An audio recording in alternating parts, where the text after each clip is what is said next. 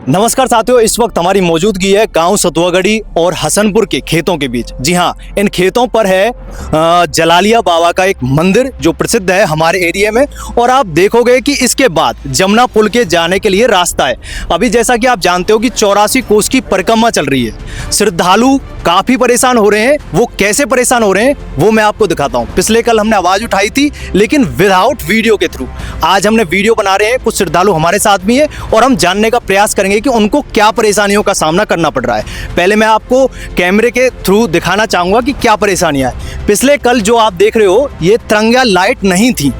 अब तिरंगा लाइट नहीं थी तो जो श्रद्धालु जन आ रहे हैं रात को मतलब 84 को उसकी परिक्रमा दे रहे हैं, तो उनको कैसे पता चलेगा कि रास्ता क्या है। अब आगे जैसे ही देखोगे, यहाँ तक तो लाइट लगा दी है उन्होंने, प्रशासन ने लाइट लगा दी है, तिरंगे लाइट, जिससे जो श्रद्धालु हैं वो जान पाएंगे कि रास्ता किधर है। लेकिन जैसे ही आगे देखोगे, आप इधर की तरफ देखोगे कि आपको अंधेरा ही अंधेरा दिख रहा है। असल में ये मैं प्रशासन की सबसे बड़ी चूक मानूंगा कि प्रशासन ने इतनी अच्छी व्यवस्था करी, गांव के सभी लोग इतनी अच्छी व्यवस्था कर रहे हैं भक्तजन की सुविधा के लिए। लेकिन आप यहाँ देखोगे कि जो भक्तजन है बंचारी, खामी, लीकी, हसनपुर और हसनपुर के बाद जब उनका अंतिम पड़ाव है हरियाणा के अंदर, जब वो सतुआगढ़ी के जमुना पुल से निकलते हुए मालब में प्रवेश करेंगे, वहाँ उनको सबसे बड़ी समस्या का सामना करना पड़ रहा है। आप देखिए कि दूर दूर तक आपको लाइटें नहीं दिख रही हैं। जो लाइट दिख रही हैं तो वो उल्टी सीधी लग रही हैं, जिसके कारण काफ़ी श्रद्धालुओं को परेशानियों का सामना करना पड़ रहा है। मैं जानना चाहूँगा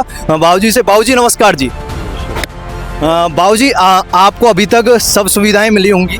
मैं जानना चाहूँगा कि क्या आपको अभी आगे कोई मतलब लाइटें दिख रही हैं जहाँ मतलब नहीं, कोई लाइट नहीं है, कोई सुविधा नहीं है इधर। क्या आप मांग करना चाहेंगे कि प्रशासन जैसे पीछे लाइटिंग की व्यवस्था है कि आगे भी लाइटें हों? भाई होना तो चाहिए, क्योंकि जितने श्रद्धालु आ रहे हैं वो सारे ही परेशान हैं, बिना रास्ता के, बिना लाइट के।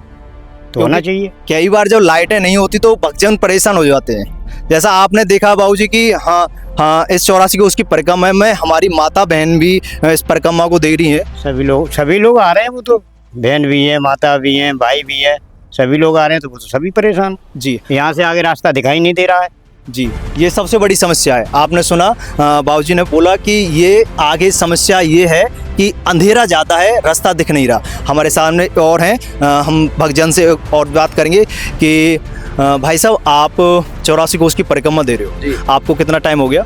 मुझे तीसरा दिन है आज। तीसरा दिन है। ये जो 84 कोस की परिक्रमा आप दे रहे हो, ये पहली बार परिक्रमा दे रहे हो या फिर इससे पहले आपने दी? नहीं, पहले भी दे चुके हैं। अच्छा, पहले भी दे चुके हैं। क्या पहले आप इस रास्ते से आए थे या किसी दूसरे रास्ते? नहीं, रास्ता तो यही था, लेकिन पहले दिन में आए थे, अब की बार रात में आए। अच्छा, पहले दिन में आए थे, अब रात में आए हो। अच्छा, आपको परेशानियों का सामना फिलहाल क्या दिख रहा है? आपको क्या फिलहाल ये दिख रहा है कि जहाँ तक लाइटिंग दिख रही थी वहाँ तक तो दिख रहा था कि रास्ता सीधा जा रहा है, लेकिन इसके बाद अब यहाँ से आगे तो यही विचार कर रहे हैं कि कहाँ होके निकले।